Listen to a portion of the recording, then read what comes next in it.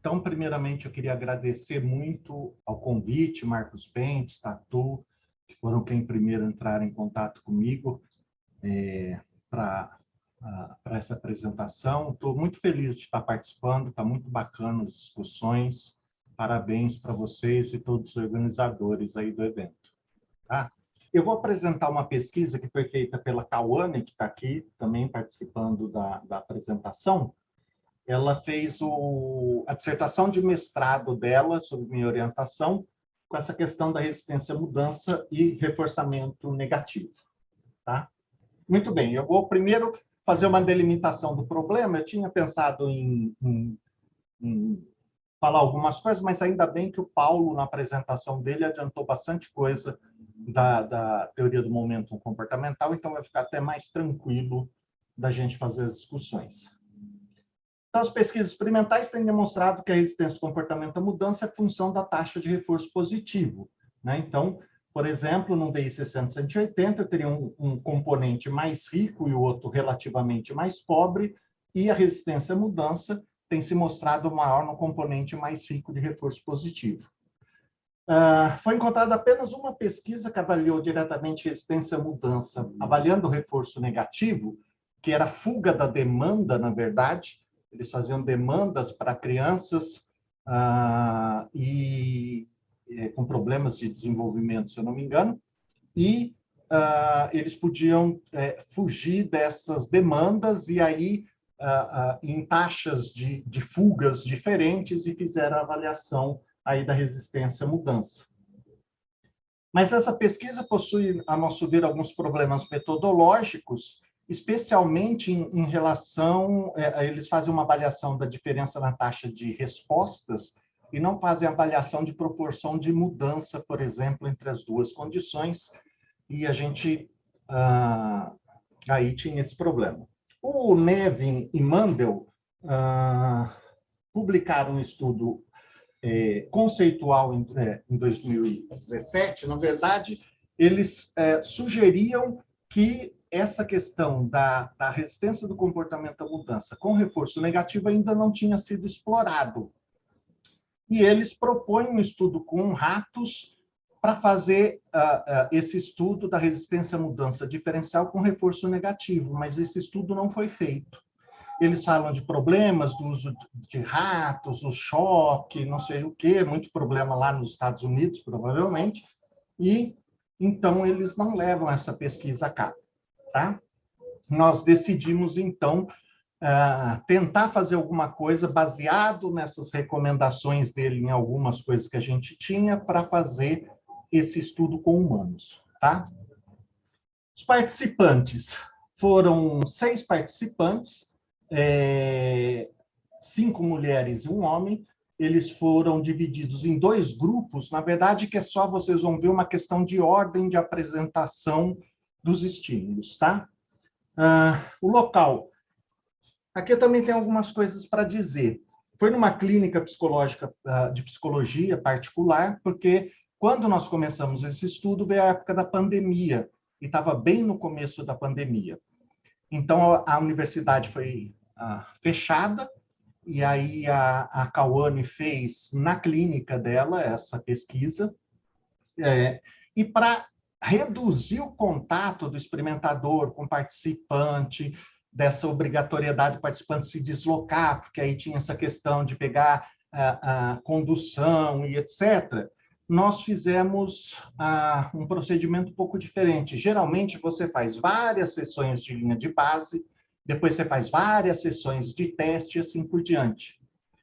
Nós já tínhamos feito uma pesquisa aqui usando um modelo um pouco diferente, que é fazer uma sessão grande de 1 hora, como linha de base, depois uma sessão grande de 1 hora de teste, aí faz o AB-AB. Tá? Então, nós optamos por fazer essa pesquisa em 4 encontros por participante, para reduzir o contato ali e essas questões relacionadas à pandemia. Então, foi uma questão extra-experimental, que nós precisamos lidar e por isso que nós fizemos a pesquisa dessa maneira. Então, eram sessões com duração de 1 hora, cada condição, linha de base e teste esteve em vigor por uma única sessão. Nós usamos um laptop que ia sendo apresentado o estímulo, eu vou mostrar para vocês. Os participantes usavam um fone de ouvido que soava um ruído branco para isolar eventuais barulhos que poderiam ocorrer. Na clínica é bem menor esse problema, mas de qualquer forma nós mantivemos o ruído branco no caso dos participantes. E também utilizamos um aparato que é esse botão de mola.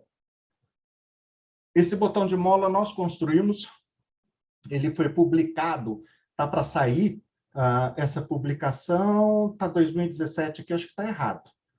Perdão, eu acho que é mais recente essa publicação. Não, nem é essa aqui, né? Desculpa, está errada essa referência bibliográfica. Nós escrevemos numa publicação internacional, em inglês, uma nota técnica sobre esse botão. Então, o participante tem que pressionar o botão, tem todo um mecanismo do mouse aqui dentro do aparato.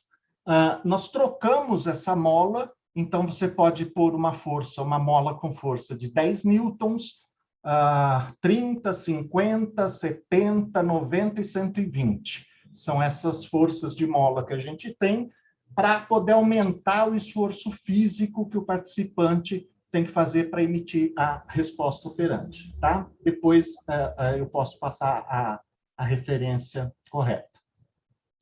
Para o controle das sessões experimentais, nós utilizamos um software, né? Então, o participante vai clicando com aquele botão de mola, o mouse fica parado aqui na tela, e ele vai perdendo pontos aqui, conforme vocês veem. Quando passa um certo intervalo de tempo e ele pressiona o botão, ele entra num período de segurança, que a gente chama de safety. Ou seja, durante esse período, ele evita a perda de pontos. E esse período de safety é programado de acordo com um esquema de VI. Tudo bem? Uhum. E a gente tinha 2 componentes, né, com VIs de períodos de safety diferentes, separados por um intervalo entre componentes, que é aquela tela de aguarde que acabou de aparecer aí para vocês. Tudo bem? Aí o outro componente, vocês veem que o botão é vermelho, ele vai perdendo pontos na mesma taxa que ele ia perdendo no outro componente, só a entrada no período de segurança que era programada com um VI diferente. Tudo bem? No final da sessão aparecia aí a pontuação, quantos pontos ele tinha salvo no primeiro e quantos pontos ele tinha salvo no segundo componente. Tudo bem? E o total, e esse total era trocado por dinheiro no final da sessão. Ok? Muito bem. O procedimento era o seguinte. Na linha de base, nós tínhamos um múltiplo VI. O intervalo entre... Às vezes eu vou me confundir e falar intervalos entre choque. Mentira, intervalos entre perda de pontos, né? Mas o intervalo entre perdas de pontos era de 5 em 5 segundos nos 2 componentes. O VI para entrar no período de segurança era um VI 20 no componente verde e um VI 80 no componente vermelho. Nós alteramos a cor para um ou 2 participantes, houve uma inversão aí, mas de qualquer forma, um componente era rico, outro componente era o componente pobre, tá? O período de segurança era de 5 segundos, tá? Quando ele entrava no período de segurança, e o botão exigia 10 newtons de força para ser pressionado. Tudo bem? E o intervalo entre componentes era de 30 segundos. Só o participante P7 que fez o múltiplo VI15 e VI80 porque houve um erro na programação dos intervalos do VI dele, tá? Mas não afetou muito, de VI20 caiu para um VI15, todo o resto foi mantido constante. Nós não vamos relatar muito a diferença aí desse participante, porque não houve grandes diferenças aí nos resultados. Cada componente tinha duração de 5 minutos apresentados em alternação simples. Então, havia um sorteio, se ia compensar pelo VI pobre ou VI rico, o início da sessão, mas depois a alternação era simples. Então, era vermelho, verde, vermelho, verde, vermelho, verde, ou verde, vermelho, verde, vermelho, e assim por diante. Todas as sessões, 5 minutos cada componente. No teste, nós tivemos 2 testes. Um que a gente chamou de teste de custo, que foi o aumento do esforço físico. Tudo mais era mantido constante, exceto que o botão agora, para pressionar, para emitir a resposta, exigia 70 newtons de força. Tá? Esse era o nosso evento perturbador, que visava reduzir a taxa de resposta, e aí a gente ia ver se reduziria mais no VI rico em termos de reforço negativo ou no VI pobre. Tudo bem? Certo. O outro teste era de extinção. Então, passava que tirava o VI, tirava o período de safety, a perda de pontos continuava, tá? Mas o período de safety era suspenso. Tudo bem? E o botão, como vocês podem ver, era mantido em 10 newtons. Aquele controle de ordem que eu falei que tem grupo 1, grupo 2, foi pela exposição. Alguns foram expostos primeiro ao teste de extinção, então era linha de base extinção, linha de base custo, e outros participantes era linha de base custo, linha de base extinção. Tudo bem? Aqui, só para ilustrar, nós temos aqui o tempo de 5 em 5 segundos, tá dividido aqui o tempo, a perda programada a cada 5 segundos. A esquiva em VI estava lá programada para um certo tempo. Então, o que acontecia? A primeira resposta que ocorria depois de passado o intervalo do VI produzia, então, a entrada no período de safety, certo? Aí, nesse período de safety, veja que ele tinha um ponto programado para ser perdido que ele não perdeu aqui, porque ele está nesse período de segurança. Tudo bem? E a mesma coisa ocorreu aí nessa próxima aqui. Veja que ele emite a resposta, tem o VI aqui. Imagina, ele não emitiu a resposta, mas a primeira resposta faz iniciar o período de segurança. Ele perdeu esse ponto, porque o VI estava disponível, mas ele ainda não tinha pressionado. Entra no período de segurança, como é de 5 em 5 segundos, sempre que ele entra no período de segurança, ele vai salvar um ponto.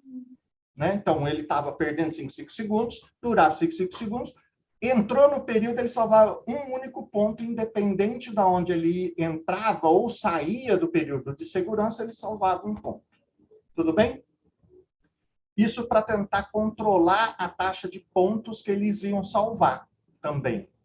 Tudo bem? Se a gente faz períodos muito grandes, hora um salva mais, outro salva menos, então ficou dessa maneira. Alguma dúvida do procedimento? Vamos lá. Resultados. No gráfico superior aqui, nos 2 gráficos, a gente tem no eixo Y a taxa de resposta por minuto. Percebam que os eixos são diferentes entre os dois. Aqui nós colocamos as taxas, a média, né, a taxa de resposta média, que foi uma única sessão, na linha de base no teste, independente da ordem. Então, veja aqui, ó, os 3 primeiros, linha de base 1, depois custo. E aqui a linha de base 2. Nós juntamos no gráfico o custo e a extinção, embora a ordem tenha sido diferente. Tudo bem? O que a gente pode perceber? Primeiramente, que a taxa de resposta na linha de base não foi função da taxa de reforço negativo. Às vezes eu vou esquecer de falar negativo, mas lembrem-se sempre disso, tá bom? Normal, nós temos outros estudos com reforço positivo, com humanos. É muito comum você, quando tem taxas de reforço diferente no múltiplo VI-VI, que a taxa de resposta do rato, do pombo, etc. Oi? Da pessoa? Você está falando do pombo mesmo? Não, estou falando dos animais mesmo. Nos animais, quando a taxa de reforço é maior, eles tendem a emitir mais taxa de resposta do que quando a taxa de reforço é menor. Mas nos humanos, mesmo com reforço positivo, não existe muito essa relação, não. Eles pressionam mais ou menos igual, independente da taxa de reforço positivo. Essa é uma questão a ser lidada pela literatura, eu não vou entrar nisso agora. Tá? Isso em qualquer uma das linhas de base. Você não tem uma distribuição sistemática mais alta no mais rico, mais alta no mais pobre, ou é igual, isso variou muito entre sujeitos. Quando a gente introduz o custo, olhando para esse gráfico aqui, a gente consegue perceber que a taxa de resposta tendeu a diminuir quando o custo da resposta, como aumento do esforço físico, foi introduzido nessas condições que nós mostramos aqui, que são a maioria das condições em que o custo foi introduzido. Tudo bem? Na extinção, nós tivemos o procedimento de extinção, que foi aquela retirada do período de safety, mas isso não foi suficiente para reduzir a taxa de resposta. Veja que reduziu a taxa de resposta para 2 dos participantes. Só mais uma coisa, o P7 não tem o dado aí da extinção, porque ele abandonou a pesquisa depois da primeira fase, ok? Então, ele não fez o teste em extinção. Então, aqui, dos 5 participantes, 2 reduziram na extinção, mas os outros tiveram um aumento da taxa de resposta, mesmo durante essa sessão longa de 1 hora. Tudo bem? Inclusive, ultrapassou aqui todos os parâmetros, né? Foi para onde o eixo nosso explodiu lá para cima. Muito bem, mas o dado mais interessante é esse aqui, que mostra a proporção de mudança da taxa de resposta no teste em função da linha de base. Como que isso é feito? Nós dividimos a taxa de resposta no teste pela taxa de resposta na linha de base. Quanto mais próximo de 1, mais resistente à mudança foi o comportamento. Acima de 1 significa que a taxa de resposta subiu, abaixo de 1 significa que a taxa de resposta diminuiu durante o teste. Tudo bem?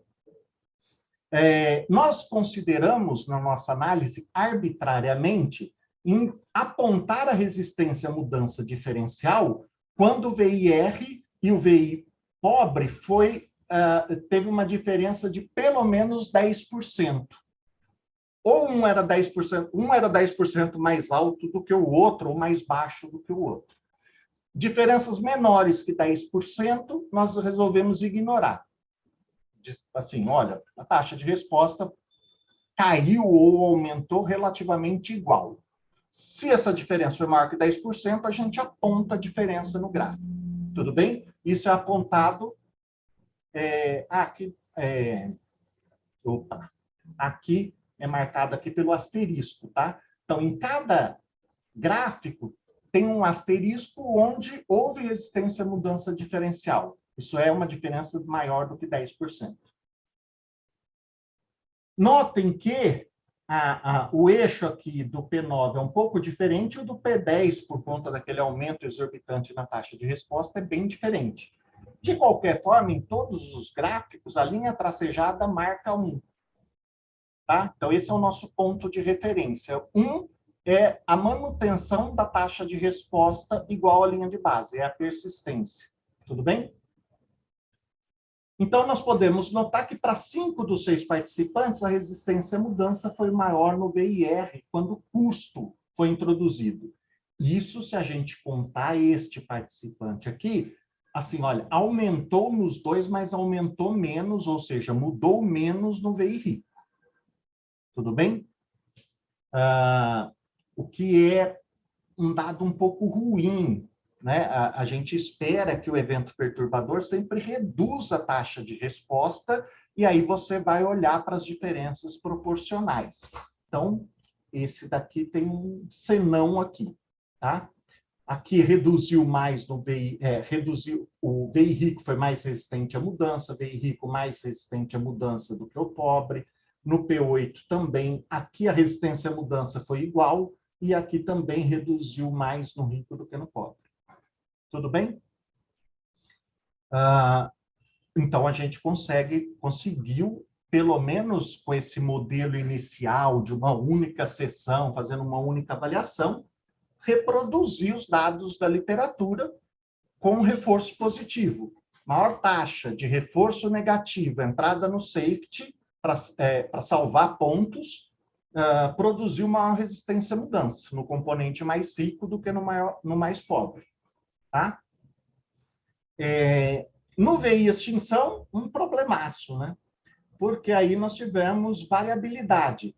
Houve maior resistência no VI rico em 2 dos 5 participantes, houve resistência maior no VI pobre para 1, e não houve diferença na resistência à mudança para 2, 5 participantes, ou seja, não há nenhuma relação sistemática aí no caso da extinção usado como o evento perturbador.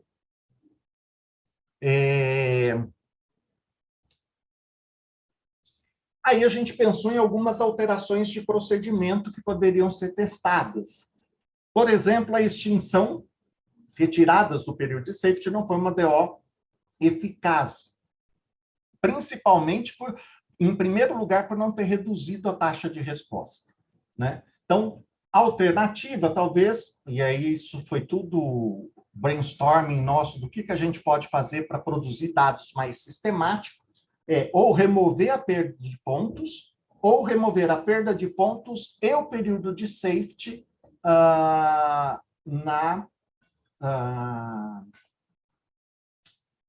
no período de extinção. Se eu não me engano, Nevin e Sheehan, me corrija se eu estiver errado, Cauane, eles até propõem a questão 1, né? Que seria o desligar o choque como a extinção, né? Mas a gente acabou fazendo de outra maneira. Nevin e Mendel. Oi, desculpa. Nevin e Mandel, o que eu falei? Nevin e Sheehan.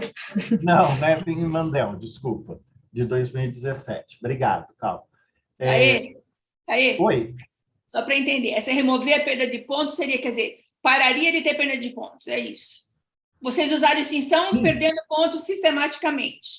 O que a outra alternativa seria fazer extinção para não ter perda de pontos, como se fosse desligar o modo de choque. Tá. Isso.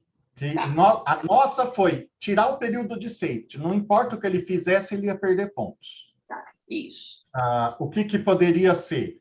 Ele continua perdendo, ele para de perder pontos, embora continue entrando no período de safety. Ou a gente corta tudo, ele nem entra no período de safety, nem perde pontos, né? Seria uma das duas alternativas, se quisesse usar a extinção, porque eu achei bem promissor, e uma das coisas que eu e a Cauane temos discutido é continuar essa pesquisa com custo, né? Que parece ser o procedimento mais promissor aí, já que a gente está começando, não há nenhum, como eu disse, nenhuma pesquisa que avalie a resistência à mudança diferencial com reforço negativo. Então, isso na literatura. Isso, o tanto que o Nevin e a Mandel publicam esse artigo em 2017, tem esse outro que eu falei, que eles tentam fazer alguma coisa, foi publicado no JABA, como uma coisa aplicada, tal, e a gente não tem nada sobre isso. Então, acho que é bem bacana nesse aspecto. Nós já falamos da questão da teoria da resistência à mudança, que ele vai dizer que a resistência à mudança, a teoria vai dizer que a quantidade de estímulos, né, a relação SS aqui, o estímulo discriminativo é a consequência que vai determinar a resistência à mudança, enquanto a relação RS aqui vai determinar a taxa de resposta. Como era nosso procedimento? O cara estava lá perdendo pontos no verde e entrava num período de segurança azul. Ou o cara estava no componente vermelho e entrava no período de segurança também azul, mas a entrada no período de safety era menor. Será que esse período de segurança não ter controle marcado ainda, o controle discriminativo, não afetou os resultados? Será que a gente não poderia ter resultados mais robustos se a gente diferenciasse ou igualasse o período de safety, as cores aqui no componente rico e igualasse aqui no componente pobre? Então, essa é o que a gente pretende fazer. O software foi construído para essa pesquisa, a gente pediu modificações, algumas modificações no software, entre elas para fazer isso. Primeiro, manter os pontos na tela durante o período de safety, para marcar um pouco melhor para o participante que não está acontecendo nada. Embora ele saia, ele entre no período de safety com uma certa pontuação e saia com a mesma pontuação, mas é muito rápido a entrada. Eu não sei se ele estava olhando para o contador e viu que não perdeu ponto, entendeu? Então, uma das coisas seria manter o contador para marcar a não perda de pontos, né? Marcar melhor esse período de segurança, de esquiva, mais fortemente, tá? E vejo da mesma cor aqui, tudo na tela ficaria igual, com as cores usadas nas mensagens e na pontuação mantida de acordo com o de acordo com o múltiplo. Tudo bem, houve um erro aqui, deixou 2.400 pontos, quanto aqui está 95, mas seria a mesma coisa, tá? A pontuação seria a mesma, que a gente vai fazendo os slides e acaba esquecendo de mudar algumas coisas. Mas acho que deu para entender. Uhum. Bom, era isso. Acho que tem outras coisas que a gente quer mudar. Como a taxa de resposta subiu, inclusive no custo para um dos participantes, em vez de mudar de 10 newton para 70 ou 50 que a gente usou, Cauane? Foi de 10 newtons para 70 newtons. 70 newtons, aumentar de 10 para 90, para ver se isso causa um mais impacto diferente. maior e a gente não teria aquele problema do aumento ali no custo. Além dessa mudança no controle de estímulos e algumas outras mudanças que a gente ainda está pensando. Uma delas é marcar melhor a perda de pontos. Então, ele vai perdendo pontos, vai sendo descontado no contador. O contador pisca cada vez que ele perde pontos, tá? Mas não tem nenhum som associado à perda de pontos. Então, a gente queria pediu para o rapaz que fez o software e que está fazendo as modificações para a gente, para ver se há um modo de colocar um som na perda de pontos para aumentar melhor esse controle da perda de pontos. É isso que a gente tem feito, a gente ficou contente. A gente já feito, só para dizer uma coisa para vocês, se me permitem, a gente tinha dividido aquele período de 1 hora em 3 blocos de 10 minutos. Então, cada componente ficava 30 minutos, né? E a gente distribuiu assim para parecer o Nevin fez isso lá em 74, ele faz uma extinção de 5 horas e meia e depois ele divide em blocos de meia hora, né? A gente não pode fazer isso com humanos, né? Mas a gente falou, e se analisar em blocos menores, será que a gente não consegue? Como vocês podem observar aí, há uma oscilação na taxa de resposta em cada bloco de 10 minutos, que não nos permite encontrar regularidade do que aconteceu. Nós reanalisamos os dados fazendo por sessão, como eu mostrei aqui para vocês. E acho que os dados ficaram muito mais claros, considerando a linha de base, a taxa de resposta, na sessão toda de linha de base, com a taxa de resposta total, né? A média da taxa de resposta ali da extinção ou do custo, produziu dados mais regulares, o resultado ficou mais visível, né? Então, uma outra coisa que poderia ser tentado é ir para esse procedimento mais próximo do que tem sido feito na área, que são várias sessões de linha de base, várias sessões de teste, né?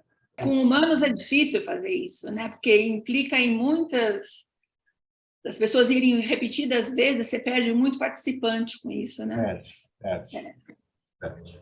Acho que esse procedimento de vocês de fazer sessão mais longa, talvez não seja aí onde vocês devam mexer mais, né? Porque isso aí viabiliza muito mais vocês terem, inclusive, um número maior de participantes, tudo, né?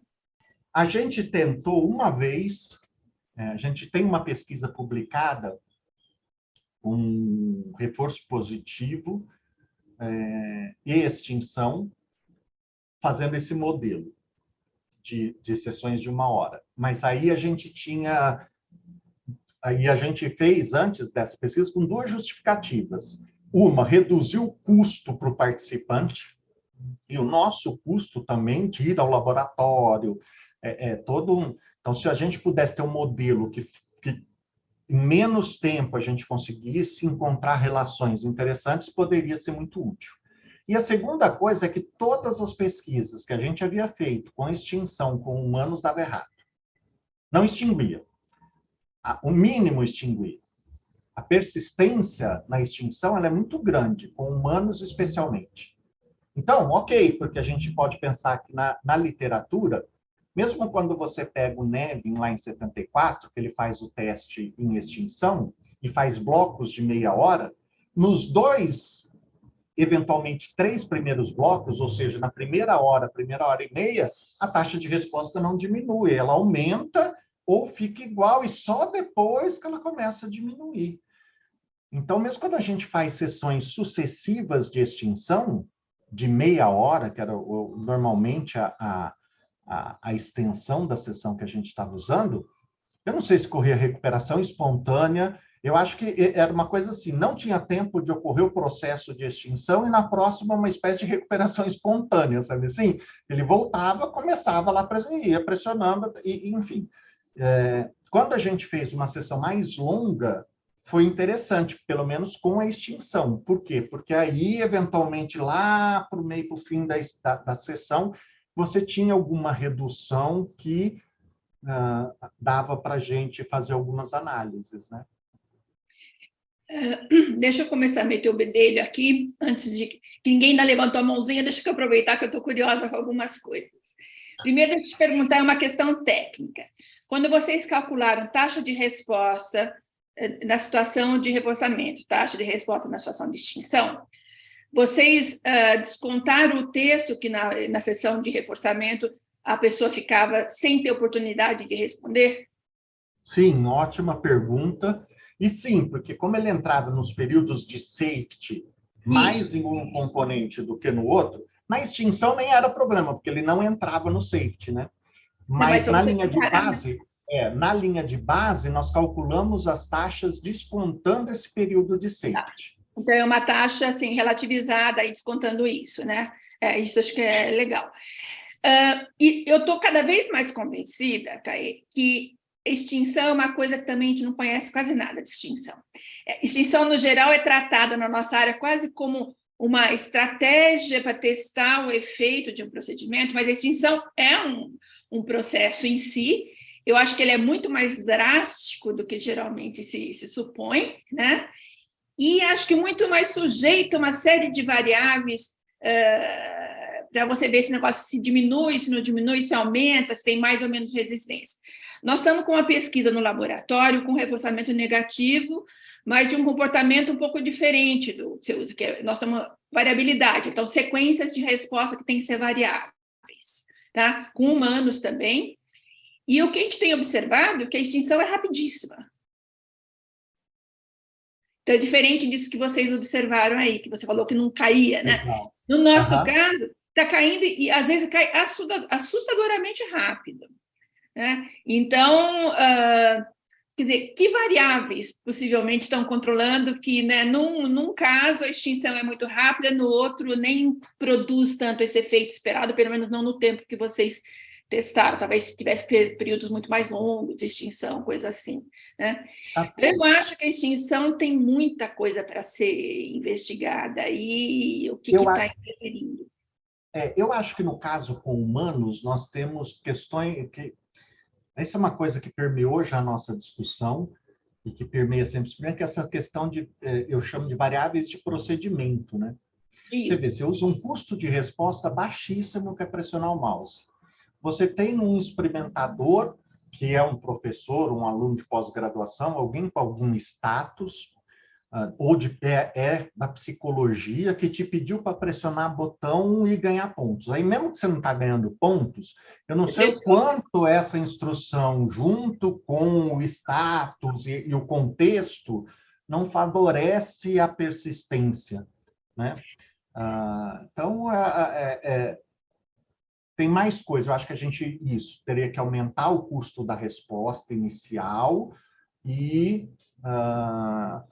também minimizar essa questão. E sessões mais longas, né? Onde você pode, de fato, o cara chegar uma hora que ele fala, que é isso, né? Tipo, o comportamento não se sustenta mais, ele começa vou chamar de falhar, né? Porque isso leva algum tempo e talvez o tempo de laboratório não esteja sendo suficiente. Nós tivemos nesse trabalho, o trabalho da Sofia, né? Ela perguntava para as pessoas no final, né? Faziam algumas perguntas para saber como é que a pessoa estava interpretando a situação, né? E ela identificou, por exemplo, uma pessoa que falava assim: eu quando eu me disponho a fazer uma coisa, eu não desisto nunca. Entendeu? Então, aquela coisa, mesmo que não gerasse nenhuma consequência ali, ela persistiu por questão de princípio, né? Assim, vou até o final, continuo respondendo. E já outras pessoas, depois de 5 minutos, tinham parado de responder. Porque a nossa extinção tinha 20 minutos só, muito menor que a sua, né?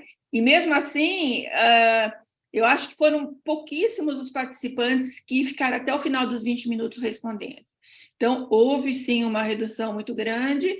E quando não houve, tinha esses relatos, assim, que você falava outra variável que está controlando aí, né?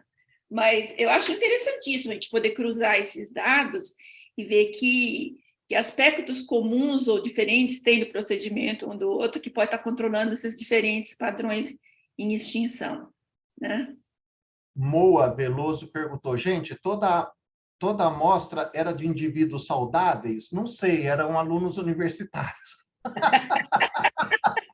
Quanto que universitários são saudáveis, a gente não sabe. Mas pessoas supostamente, né? Você não estava Sem trabalhando. atraso de desenvolvimento, enfim, eram alunos universitários no geral. Uma pergunta que eu te faço. Bom, o Paulo está com a mão levantada, a Samanta está com a mão levantada, eu não vi a ordem aqui. Quem que foi o primeiro? Deixa eu só completar uma coisa, gente. Eu falo isso com todo que eu fiz parte dessa amostra, né? Eu ainda faço parte dessa amostra. Pode dizer que professor universitário também não é muito certo, não. Não é muito saudável também. Tá certo. Bom, eu não... Bom, podemos... Então, vamos dar a palavra para o Paulo. Vamos lá, Paulo. Você já gastou bastante saliva antes, então vou deixar você gastar mais saliva agora. Tá, pode deixar, que a gente está aqui é para isso mesmo. Não, super legal a pesquisa, Kai. A gente tem que realmente trocar aí nossos contatos para continuar conversando o tema, porque tem várias coisas. Bom, primeiro que eu achei super legal a ideia, o botão, né? Eu não tinha visto.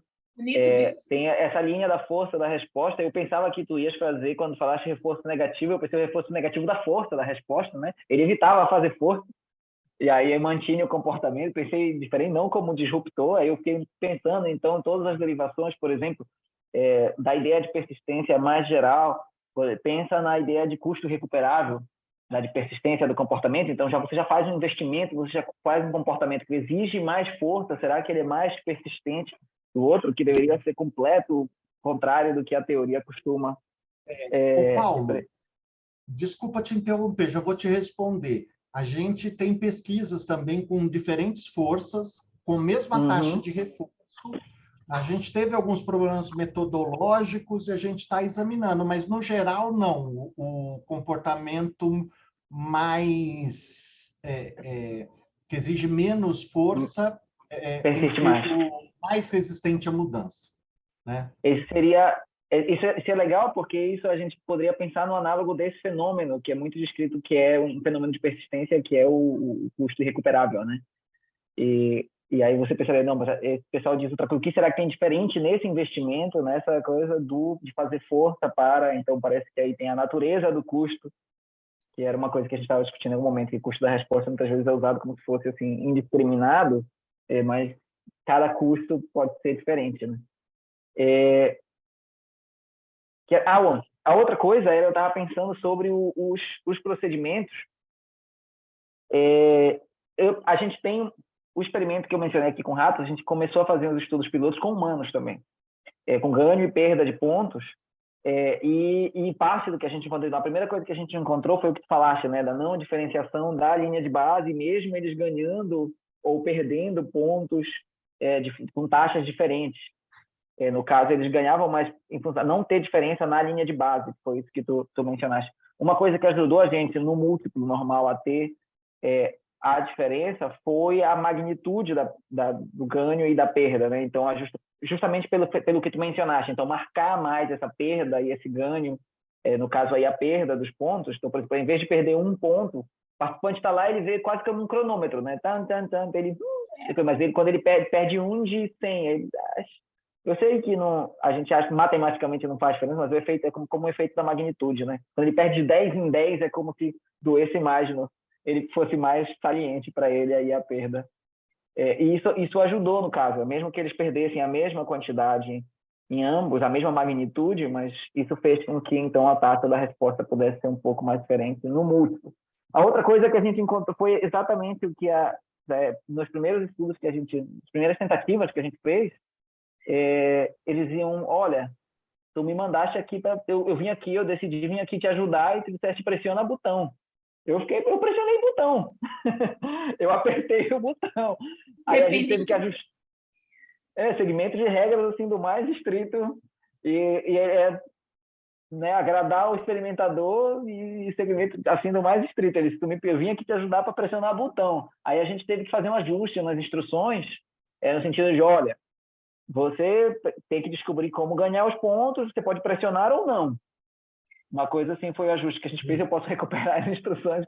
E aí aí sim a gente teve extinção.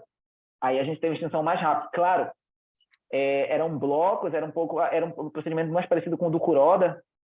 Então, era um experimento longo, de qualquer maneira, era um saco, é muito difícil trazer, tinha que trazer eles 5 vezes no laboratório, mais 5, 6 vezes no laboratório para todo o experimento, mas, de qualquer maneira, a gente ainda assim observava extinção entre os blocos, né? Eram blocos de 8 tentativas que ele fazia, assim, separando como coisa. Essas são coisas aí que muito curiosas. Esse é o problema com os humanos, a gente termina tendo que fazer descobrir mesmo como fazer esses ajustes. É muito esquisito. Exato, valia a pena.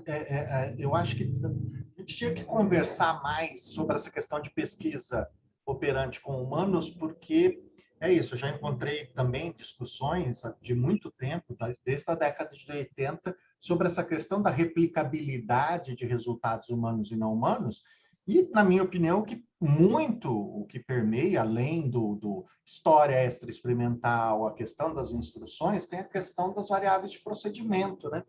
A gente usa um reforço muito menos poderoso, seja no reforço positivo, seja no negativo, perda de pontos não se compara à questão do choque, muitas vezes, a questão do ganho de pontos, manutenção de pontos, enfim, é muito diferente.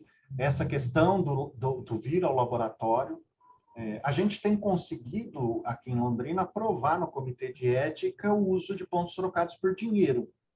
E isso ajuda muito na manutenção dos participantes na pesquisa. E como são universitários, e a gente faz muita coleta na hora do almoço. Então, eles são pessoas que têm cursos integrais, almoçam ou passam no laboratório e vão almoçar depois, enfim, né? Eles aproveitam o tempo ali e vão. E mesmo assim é difícil, né? Mas você tem razão numa coisa, a questão da instrução. Acho que para uma próxima apresentação a gente deveria colocar instrução, e eu esqueci, porque a gente também tinha feito a dissertação da Cauane tem 2 estudos. E no primeiro a gente pegou muito do resultado, o resultado foi horrível, mas a gente pegou muito do que a gente fez para bolar o procedimento para o estudo 2. Quer dizer, o estudo 1 foi muito útil, como essa coisa que o Marcos tinha falado, vamos testar variáveis aí que possam produzir resultados que a gente quer, né, no sentido do, olha, isso aqui funciona, essa taxa de perda de pontos realmente mantém o cara pressionando, essa instrução tá boa, tanto que acho que uma das modificações, a Cauane pode me corrigir se eu estiver errado, foi essa questão de dizer que ele podia ou não pressionar o botão, né? Posso só fazer um adendo, já respondendo uma pergunta que a Samantha fez, né? Que se foi coletado algum dado verbal dos participantes. Quando a gente fez esse primeiro procedimento que o Caê comentou, a gente fez um procedimento, que é o estudo 1 da minha dissertação, foi um procedimento preliminar, né? Então, a gente manipulou algumas variáveis, até a gente ajustar ali o tamanho, a intervalo entre as perdas de pontos, né? E eu fui conversando, fui fazendo algumas entrevistas assim com os participantes depois. E muitos dos participantes, eles relataram que eles não relataram assim que estavam se esquivando mais em um do que no outro. Então, tipo, alguns participantes ficavam assim, só pressionando mesmo, né? Então a gente grava sessões, né? Que fica, a gente grava a mão do participante e a tela do computador, e alguns participantes a gente via assim que ficavam fazendo outras coisas, né? Então a gente modificou a instrução do primeiro desse estudo preliminar para o segundo, né? A gente fez uma instrução mais detalhada para o participante, ele já começava a sessão sabendo que ele precisava pressionar o botão para evitar perder pontos, né? Então, foi uma das coisas que a gente modificou, porque nas entrevistas que a gente fez no estudo 1, alguns participantes nem sabiam dizer que estavam se esquivando mais em um componente do que no outro. Eu me lembro de um caso anedótico real, acho que foi o Cerutti, já falecido, faleceu novo até, fazendo pesquisa lá nos Estados Unidos, na Pensilvânia. Ele faleceu fazendo pesquisa? Deu a entender que ele faleceu fazendo pesquisa. Fazer pesquisa é perigoso, hein? Vai saber, né? Ele faleceu e ainda era pesquisador. Tem dia que eu quero morrer também, mas enfim.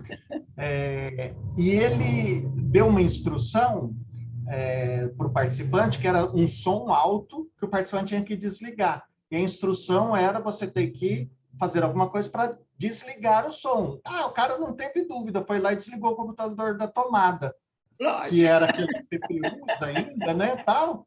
E acho muito interessante isso, né? Dependendo da instrução que você dá, o arranjo de conta, ele não fez errado. Era para esquivar do som. Ele resolveu o problema. Podia pôr a mão no ouvido, podia fazer várias coisas, né? Realmente, eu acho que quando a gente pesquisa com humanos, a instrução é fundamental. É um dos aspectos mais importantes do procedimento, é a instrução que a gente fornece, né? Porque senão você sugere, ou fazer ou sugere não fazer, deixa a coisa muito de lado, né? Outro controle que... perdão, Samantha, ela estava com a mão levantada já tem um tempão. Pode falar, Paulo, pode falar. Outro controle, Caê, que deve ter, que uma vez a gente começou a experimentar com alguns controles assim com humanos, pensando nesse tipo de problema que a gente encontra, era ter o botão alternativo, né? Então, como a gente, não sei se tu lembras do procedimento do Kuroda, como era também a parte dos experimentos com ressurgência, então uma das coisas que fazia era os componentes, né? Então cada um aparecia de um lado com uma cor, era um botão que se mexia na tela, né, assim, e aí ele vai de um lado com uma cor, aí vai se mexendo na tela e você vai clicando, né? E na hora da extinção, só de um, por exemplo, o que você tinha era um outro botão cinza, e aí o que você observava era que na extinção a pessoa, claro, ela está sempre clicando, mas ela agora distribui mais o comportamento, então a preferência por um diminui. Nesse caso, por mais que o outro nem tenha reforço.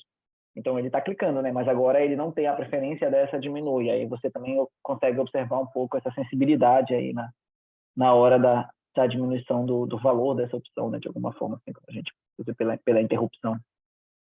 Esse foi outro controle que a gente tentou fazer. Você pode observar um pouco assim também.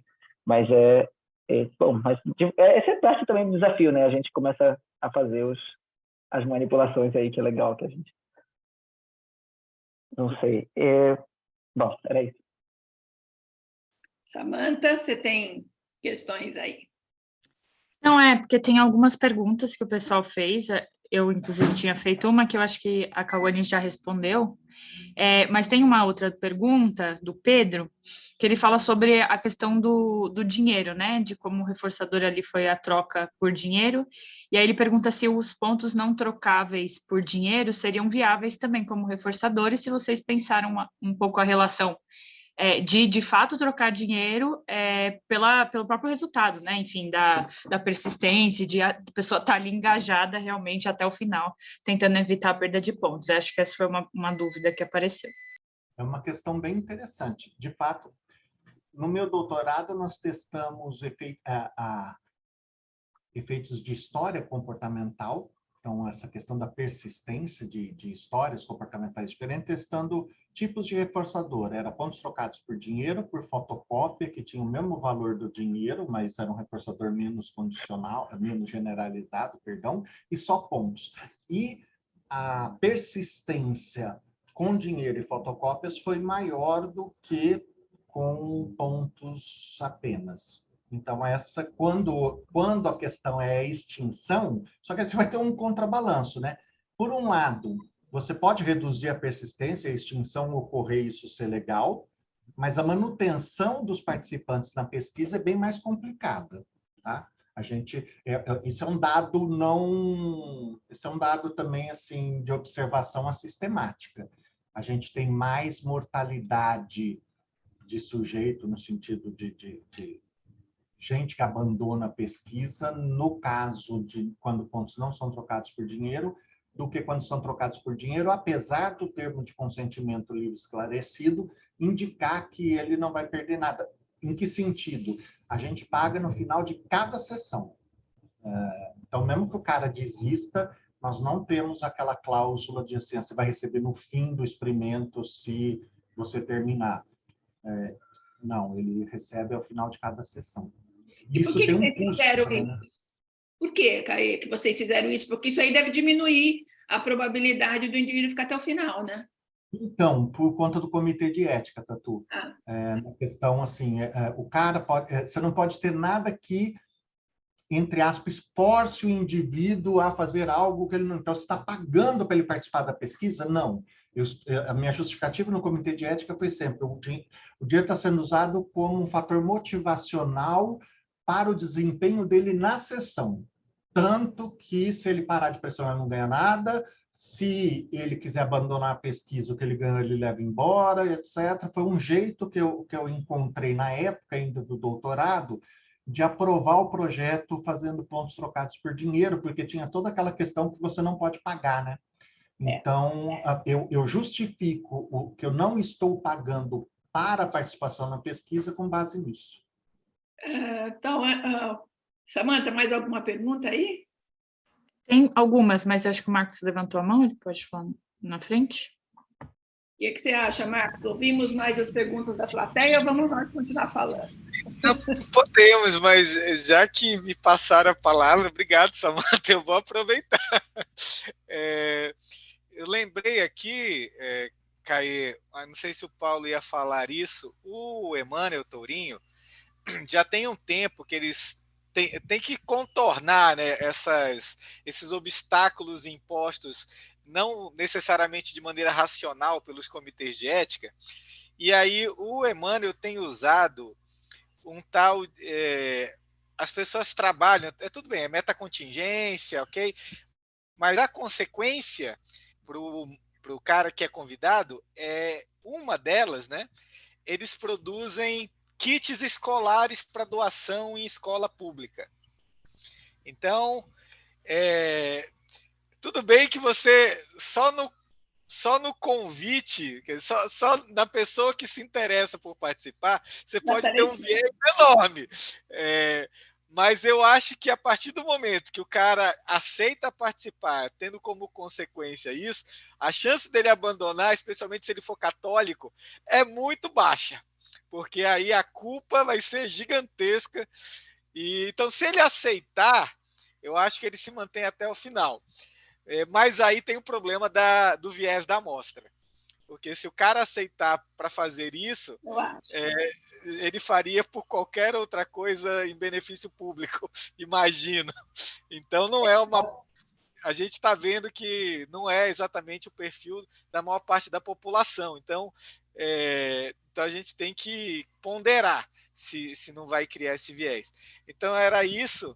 E eu fiquei com uma pergunta, não sei se a Cauane pode responder, ou o próprio Caê, mas como é que vocês chegaram a esses 70 newton aí que...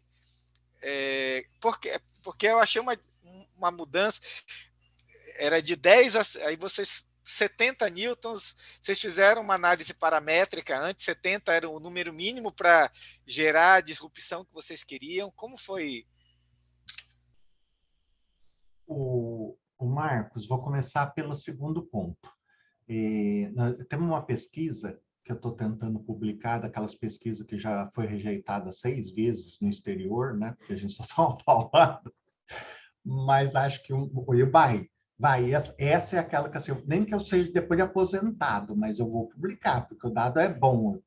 Mas, enfim, a gente tinha usado o mouse e 56 newtons.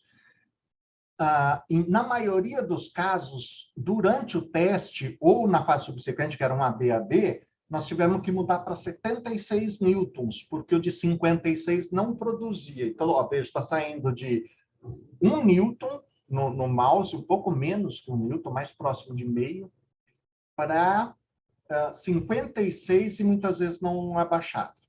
E aí a gente trocou as molas, aí ficou com essa mola de 70, e a gente ia fazer 10 newtons e aí a gente pôs os 70 newtons já.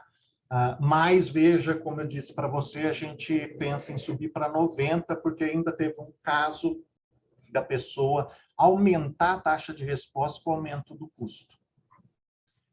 Então, tem baseado em dados de outras pesquisas, mas que não avaliaram parametricamente. Foi ali uma manipulação que a gente vai vendo no curso, né, do experimento de caso único, falar, pô, não está baixando aqui, vamos aumentar aqui e ver se abaixa. Aí abaixou e beleza, e foi assim que a gente chegou nessa de 70, mas talvez possa aumentar aí para 80. E o caso do tourinho, eu tinha ouvido dizer, inclusive essa aluna que estava fazendo a pesquisa lá com a punição com a extinção, com o estímulo correlacionado com a extinção, ela está usando essa estratégia.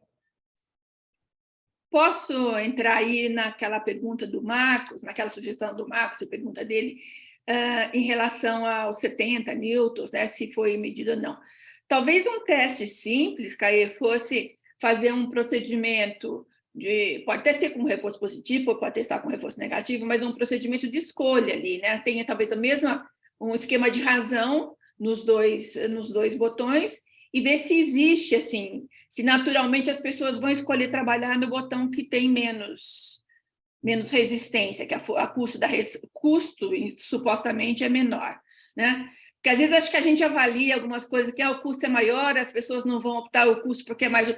Mas talvez essa resistência maior no botão pode até ser para algumas pessoas até mais agradável. Se apertar um botão, você tem que, a menos não ter muita força, mas que sinta um pouco mais de resistência, sei lá. Às vezes tem umas coisas assim tão contrárias do que a gente imagina a priori, né? Mas talvez fazer essa investigaçãozinha básica de escolha, como que as pessoas escolheriam, pode te dar uma dica se de fato essa diferença na dureza da mola aí vai ser um fator relevante. Não é? Acho que poderia, é uma forma, né, de se pensar. Eu juntei duas, assim, que eu acho que tem a ver um pouco com o que o Marcos perguntou sobre esse viés, né, da amostra. Uma pessoa perguntou, assim, se vocês identificam, assim, que a característica da amostragem pode impactar, assim, né, sei lá, não sei, talvez esteja selecionando pessoas mais perseverantes, assim, né? Uma pessoa fez uma piada, né? São alunos da UEL, são muito perseverantes, então acho que pode ter a ver. E uma outra pergunta também sobre isso é se a exposição prolongada seria suficiente para minimizar os efeitos da história pré-experimental, como sugerem alguns autores. Então, acho que essas foram algumas dúvidas relacionadas a esse viés da amostragem. E aí tem outra pergunta que eu acho que também vale a pena de ser feita, e aí acaba as perguntas que o pessoal fez aqui no chat. Deixa eu falar dessa questão da amostra. Essa questão da amostra, uma resposta longa passaria do escopo aqui da nossa discussão, né? Sobre a seleção de uma amostra que vai ser representativa da população, etc, etc. O fato é que, assim, sim, talvez você pegue pessoas que não desistam da pesquisa. Essas pessoas já são mais perseverantes, que foi a pergunta que estava ali, e aí ela se mantém. Ok, pode ser. De qualquer maneira, quando eu olho no esquema múltiplo, resistência à mudança diferencial, mostra que, a despeito disso, a história de reforço construída no setting experimental afetou o responder dela na condição subsequente. Então, eu não estou generalizando para outros participantes se isso... talvez, aí a gente talvez tivesse que fazer uma pesquisa selecionando por pessoas que já têm histórias de persistência, com pessoas que não têm histórias de persistência, qual seria isso? É um outro jeito de fazer pesquisa sobre história, é um outro modelo, mas a gente prefere construir essa história no laboratório. Sobre a questão da extensão da história, sim, a gente está estudando um efeito por exemplo, da taxa de reforço negativo sobre a resistência à mudança num curto período de tempo. Será que se a gente continuar fazendo... por isso eu falei de fazer várias sessões de custo, por exemplo. Será que essa diferença sumiria no final? Quer dizer, depois de exposição sucessiva, inicialmente a taxa de resposta cai mais rápido um componente, mas depois se iguala ou não. É uma questão empírica, né? A gente teria que fazer as pesquisas para verificar isso. Essa questão da duração do efeito da história é uma questão empírica. Tem um artigo que eu escrevi junto com alguns colegas em 2009, chama Polêmica sobre História Comportamental. Está no Psicologia, Reflexão e Crítica, de 2009. Lá no meu site vocês podem encontrar, depois eu ponho o endereço do meu site aqui, que eu deixo lá as publicações. Que a gente discute, uma das coisas, a duração do efeito da história, né? Ela vai depender de N coisas, na minha opinião. Não só da duração em si, né? Ela depende qual a contingência anterior que estava em vigor e por quanto tempo. Ela vai depender também da força da contingência presente, que é uma coisa que eu estou chamando. Então, você muda o cara de um FR para um FI, e o cara persiste, é uma coisa. Mas você muda o cara de um FR para um FI, que tem um custo maior, a persistência tende a ser menor. Isso eu estou falando empiricamente, né? Porque no FI, o cara pode continuar pressionando em alta taxa e ainda obter os reforços que ele estava obtendo anteriormente. Se você põe custo como perda de ponto, você tem uma redução. O Weiner, além das pesquisas que a gente fez no nosso laboratório, mostra que aí ele reduz. Então, esse jogo, assim, não dá para dizer, cravar, vai ser, se fizer mais, quanto vai durar, não sei, é uma questão empírica mesmo e vai depender de N variáveis que você está manipulando. Mesmo na coisa mesmo no controle aversivo, né? O rato, apesar de tomar choque, vai pressionar a barra? Depende do nível de privação dele, né?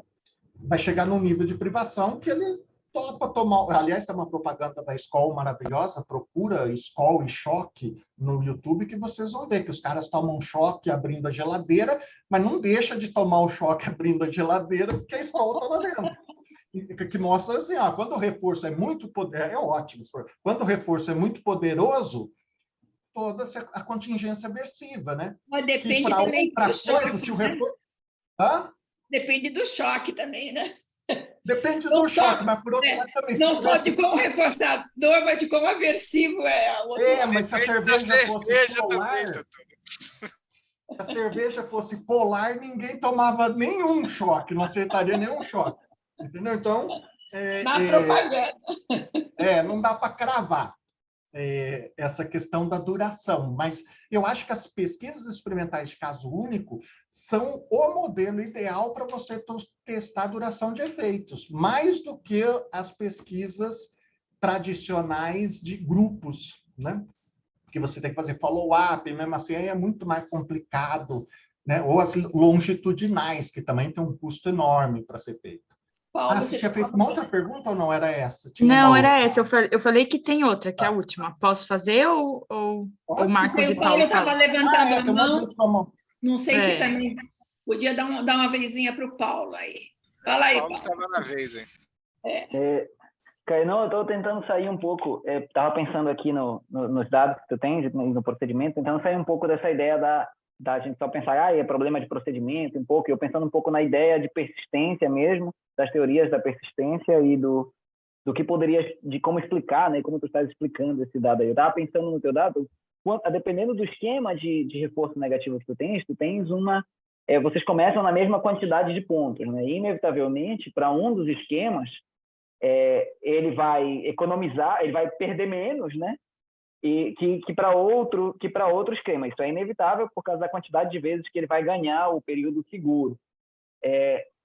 Uma pergunta que é muito comum quando a gente trabalha com choque é que o evento aversivo, ele necessariamente faz você também perder reforçadores positivos, certo? Então, no caso de vocês, tem uma complicação aí, na casa dos pontos, sempre é esse debate, né? Porque a perda de reforçadores positivos é necessariamente o que você está deixando de ganhar, ou deixando de perder, no seu caso, ou ao contrário, né?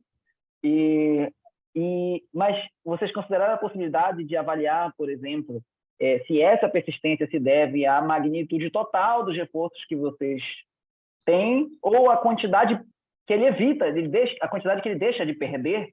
Então, por exemplo, se você estima que ele vai perder uma quantidade, você começa em pontos diferentes para equalizar essa perda. Então, ele em últimas vai terminar com mais aqui, mas ele perdeu menos aqui, né? Ele foi mais eficiente aqui, deveria ter mais reforço, né? Por mais que ele termine com maior pontuação total.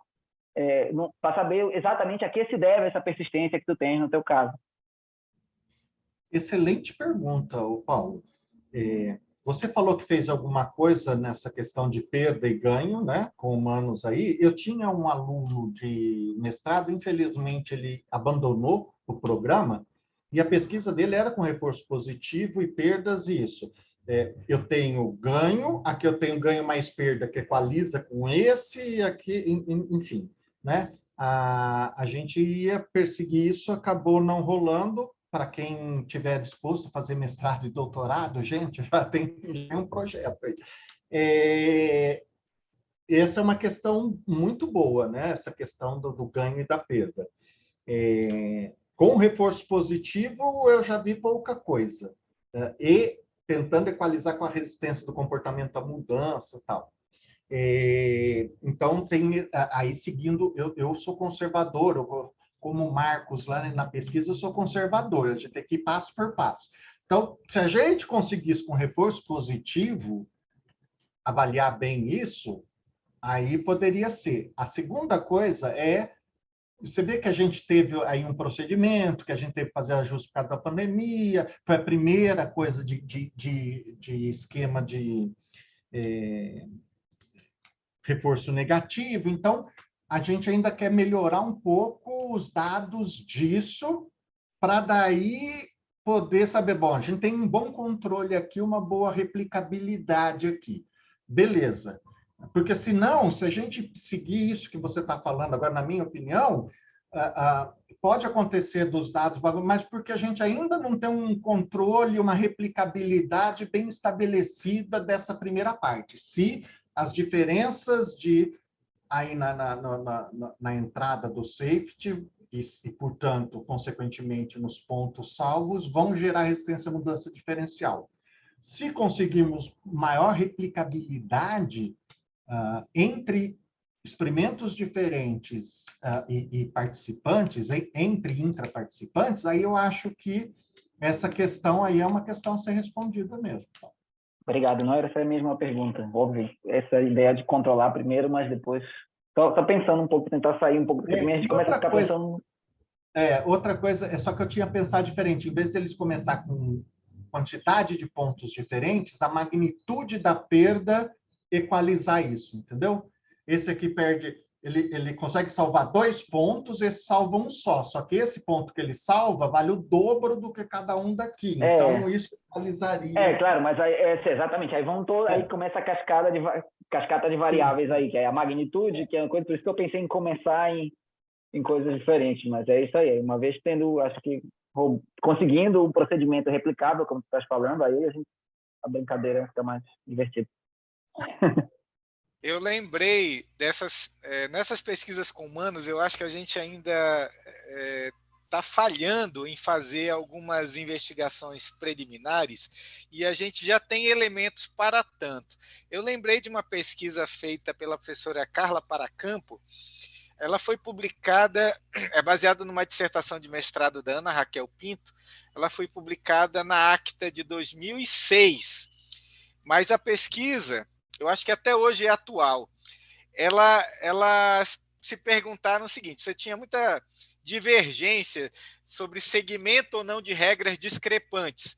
Você dá uma regra que não é compatível com a contingência, e você tem pessoas que continuam seguindo a despeito de perder ponto ou não ganhar ponto, e pessoas que abandonam rapidamente. E aí uma das alunas, a Ana Raquel, acho que ela tinha experiência com clínica, ela lembrou que tem uma série de questionários na área aplicada, né, para você ver personalidades flexíveis e inflexíveis. E ela adaptou esses questionários para ver se havia correlação.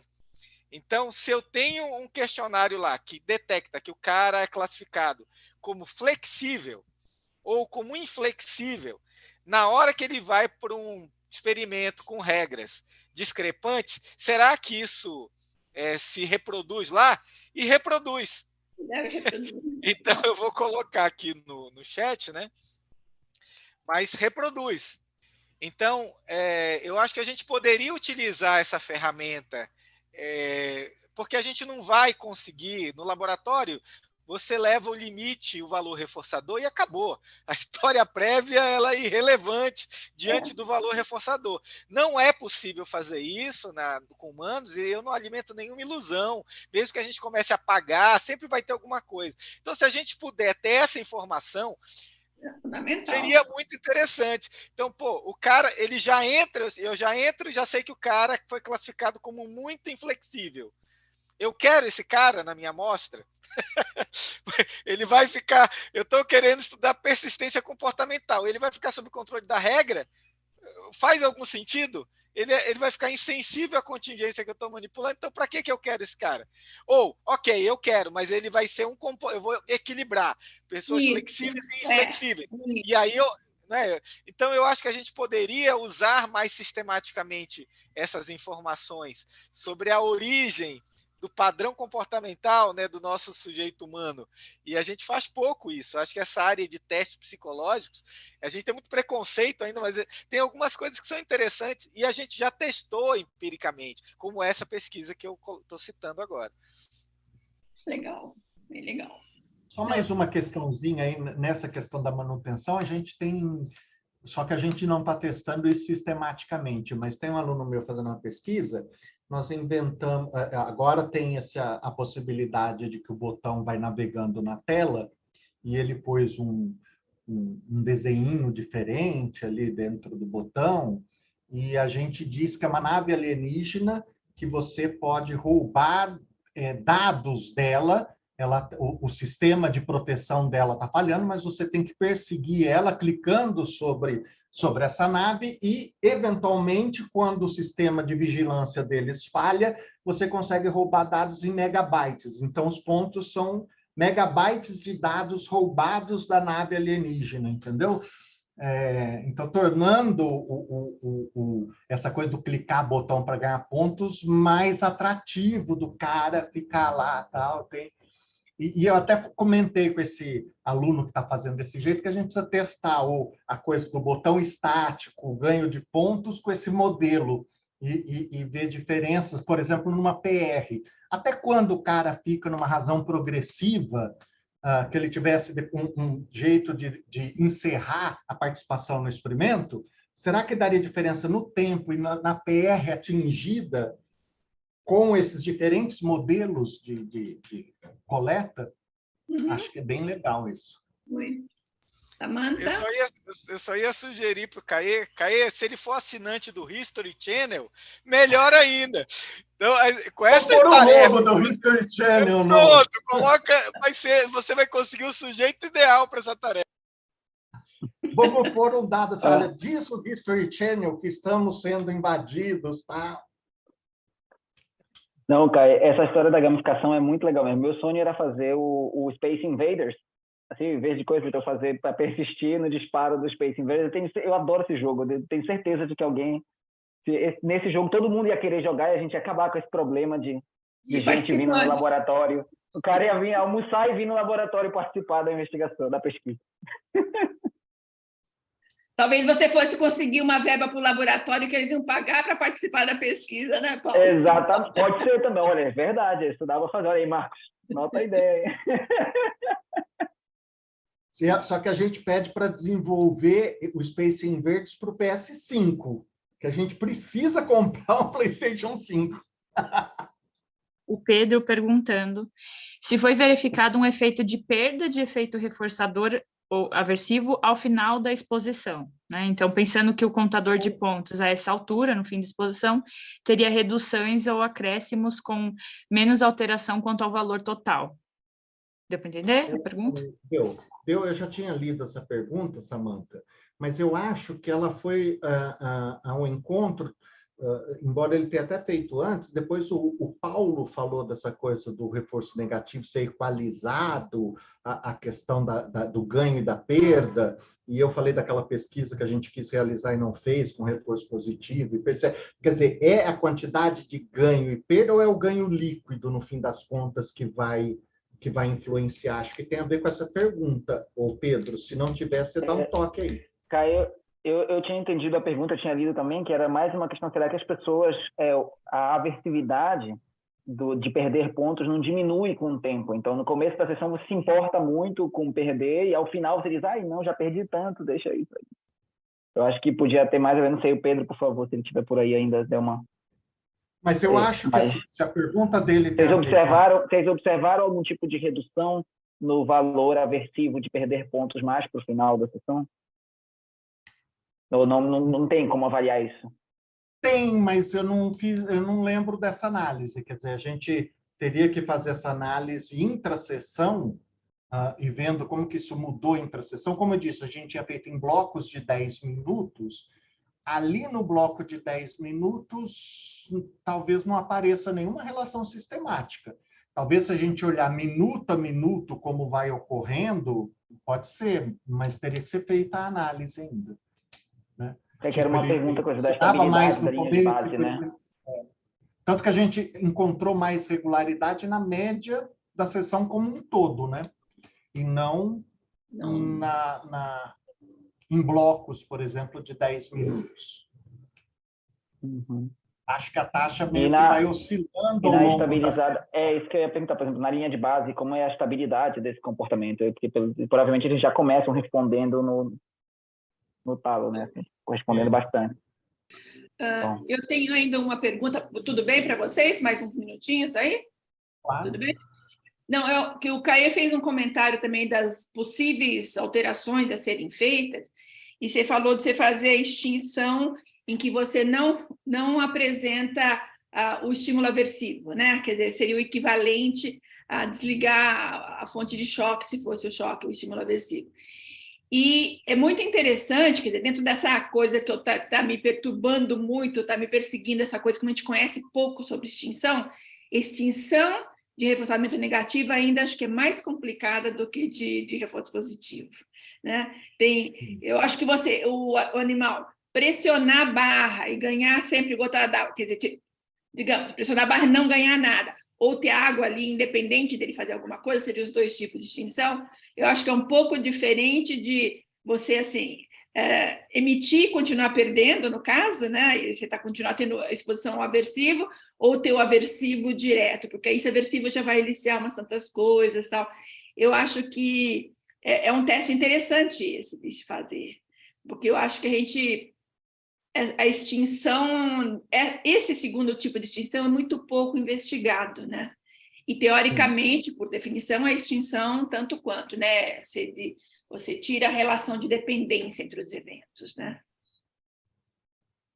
Mas vocês têm a ideia, mas vocês nunca fizeram nada sobre isso. Não. A Cauane defendeu há pouco tempo, e aí a gente está voltando a se encontrar esse ano, né, Cauane? Sim, esses últimos meses, para escrever o artigo da dissertação e bolar já um projeto que a Cauane pretende entrar no doutorado, e a gente está pensando em variações do procedimento para dar continuidade nesse estudo. Uhum. Mas foi sofrido, assim, falando e mostrando o resultado, mas a gente passou um bocado de de sujeito e de dado e nada, irregularidade, nada. Inclusive, a gente fez um terceiro experimento que a gente não publicou, que era com a esquiva de Siderman, né? Então, ele ia perdendo pontos, conforme ele pressionava, ele ia se esquivando sem aquele período de safety. Só que a relação SS aqui era maior, então ele se esquivaria de mais perdas que ele teria nesse daqui, e aqui a relação SS era menor. Então, ele salvaria menos, quer dizer, ficar pressionando o botão salvaria, no fim das contas, menos pontos no total. Só que aí você não tem controle nenhum da taxa de reforço negativo, né? Porque ele pressiona um monte e salva tanto quanto. Se ele pressionar a sessão inteira, ele não perde nenhum ponto em nenhum dos dois componentes. Você não tem taxa de reforço negativo diferencial palpável ali, entendeu? Que você possa atribuir a diferença. Então, aí a gente abandonou essa e ficou com a proposta original ali, que era do Nevin e Mandel, dos períodos de safety, né? Eu ia falar isso, né, do estudo do Nevin e da Mandel. Quando a gente pensou no procedimento a primeira vez, foi seguindo as sugestões que eles deram no artigo, né? Então, é um artigo teórico e eles chamam de experimento fantasia. Então, eles primeiro propõem um estudo de resistência à mudança, para depois tentar propor um de escolha, ressurgência, né? E daí, no estudo deles, eles propõem assim, com ratos, né? Com essa extinção, mas daí eles levantam alguns problemas relacionados a questões éticas, igual o Caio falou, desamparo apreendido, né? Mas aí, nossa primeira ideia foi tentar realizar o estudo assim como eles sugeriram, né? Daí, como o Caio falou, a gente teve várias questões no meio do caminho, a gente fez os procedimentos ali preliminares, nós mexemos nas taxas na relação SS, né, nos intervalos entre as perdas de pontos, mexemos na duração do safety, e daí chegamos nesse modelo exatamente para equalizar essa questão de períodos de safety e de pontos salvos, né? Então, o participante ele só podia salvar um ponto cada vez que ele entrava no safety. Então, a quantidade de períodos de segurança que ele tinha era equivalente à quantidade de pontos salvos, né? Então, daí fizemos esse terceiro experimento, foram quase 15 participantes, quase 15, não, foram 15 participantes, mas teve alguns que desistiram, tivemos essas dificuldades, né? Mas a ideia era chegar nesse... tentar, né, replicar o que o Nevin Amendon propôs, mas vieram depois, junto com as discussões, essas outras variáveis para a gente manipular. Maravilha. Mas eu acho que, apesar de tudo, o resultado desse estudo ele é muito interessante pelo ineditismo da área, de fornecer um primeiro resultado empírico que tem uma certa replicabilidade entre participantes. A gente não fez intra porque usou extinção, então acho que assim um passo seria tentar essa replicação intraparticipante, que eu acho que seria fundamental. Mas acho que eu gostei, assim, no final das contas, com todo o sofrimento. Sem falar que a gente passou também pela questão de desenvolver um software específico para essa pesquisa, né? Então, a gente passou para isso no começo, não fomos nós que programamos o software, né? Né? A gente encomendou, mas passar por todo esse processo também de desenvolver o instrumento da pesquisa e tal, também foi muito legal, porque a gente precisava de um programa diferente do que a gente já usa no laboratório, né, que é o ProgRef. Então, também foi um processo bem legal desenvolver esse instrumento. Muito legal. Eu acho que a pesquisa aí tem N perguntas, quer dizer, como toda boa pesquisa, né? A hora que ela termina, ela mais levanta perguntas do que traz respostas, o que eu acho ótimo, né? Quer dizer, é uma coisa que não tem fim, né?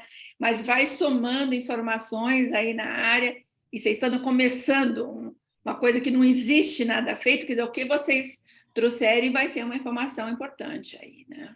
Parabéns, gostei muito das duas pesquisas aqui. Acho que uma delícia, né, Marcos? O que a gente pensou de poder discutir pesquisa com um pouco mais de tempo, né? Embora sempre o tempo ainda seja menos do que a gente gostaria, mas um pouco, pelo menos, não é aquelas coisas de congresso que você tem 15 minutos e não dá tempo de debater nada, né? Pelo menos aqui a gente pode entrar em alguns detalhes. Sim, achei o modelo do simpósio fantástico, fantástico. Ai, que bom. É um dos poucos, isso que você falou, que eu gostei de manhã, que tem, além de tudo, teve debatedores já nomeados, abriu para o público. Acho que, assim, tem hora, e eu acho que esse simpósio mostra muito isso, que menos é mais. Não adianta encher de apresentações e de 500 coisas e você não tem tempo de ver, é coisa concomitante, você não tem tempo de discutir, etc. Olha, parabéns mesmo, foi excelente, excelente. Que bom. Ficamos felizes, né, Marcos? Ficamos pensando aí, as vezes anteriores, a gente tentou sempre isso, priorizar muito o debate, né? Mas dessa vez a gente falou, não, no máximo dois trabalhos por período, acho que é mais do que suficiente para permitir tempo para a gente mergulhar um pouco no que está sendo apresentado, né? Beleza. Eu queria só comentar, parabéns a Cauane e ao Caê, porque eu acho que é o primeiro trabalho que eu vejo que foi feito durante a pandemia e que conseguiu fazer presencialmente. Pois é. Né? Porque a gente ouve, todo mundo passou por essa situação e todo mundo foi, até então, para o virtual. E vocês foram os primeiros que eu estou ouvindo da análise de comportamento que conseguiram fazer a coleta presencial, apesar de toda a situação caótica. Então, parabéns também. Mais essa, né? Parabéns, porque todos, até onde eu sei, foram pouquíssimos. Eu não conheço ninguém que tenha dado prosseguimento. Todo mundo mudou para o virtual. E até no final da pandemia fez um grupo presencial, mas o trabalho todo, olha, parabéns. E eu, nesse aspecto, Marcos, eu agradeço, mas transfiro para a Cauane, que é ela que pegou mesmo para fazer, foi lá na clínica dela, viu com as colegas de ter uma sala específica e horários específicos para fazer. A gente conversou muito, máscara, shield, álcool em gel, jaleco, porque na época era 2020 a coleta, era no auge do que a gente nem sabia direito com o que estava lidando. Então, foi muito bacana. A Cauane tem muito essa proatividade, assim, de vamos fazer e correr atrás. Isso é bem bacana, facilita demais quando a gente trabalha com gente disposto a trabalhar. Sem dúvida. Eu ia só sugerir, Cauane e Caí, dada essa situação fora do normal, antes de acrescentar outras variáveis, de tentar replicar esse estudo em condições que vocês planejaram inicialmente. Não abandonar essa ideia. Imagine que vocês tinham um projeto original e vocês tiveram que adaptá-lo. Eu não acrescentaria uma nova variável agora. Eu tentaria, num primeiro momento, fazer o que tinha sido planejado, né, para tornar o dado ainda mais robusto e depois dar um outro passo. Porque, tudo bem, acabou dando super certo, que ótimo e tal, mas não eram as condições ideais que vocês tinham planejado. Uhum. Sim, sim. Acho ótima ideia. Eu andei pensando nisso também. E acho que essa discussão toda aqui me ajudou a fortalecer ainda mais isso. Porque às vezes a gente cai na armadilha do eu preciso de dados, e aí você sai mudando tudo, e aí você não sabe mais o que foi função do quê, o que funcionou e o que não funcionou. Então, sou totalmente favorável. Agora, ainda mais que a Cauane quer fazer o doutorado, vixi! Agora vai dar tempo. Agora vai, né? Bom, na verdade, a parte mais difícil de coletar durante a pandemia foi ter ficado longe do laboratório, né? Tive que coletar aqui, que eu moro em outra cidade ainda, né? A gente fez supervisão todas online, porque foi a parte mais difícil, né? É ficar longe dos colegas, da galera que ajuda e do orientador.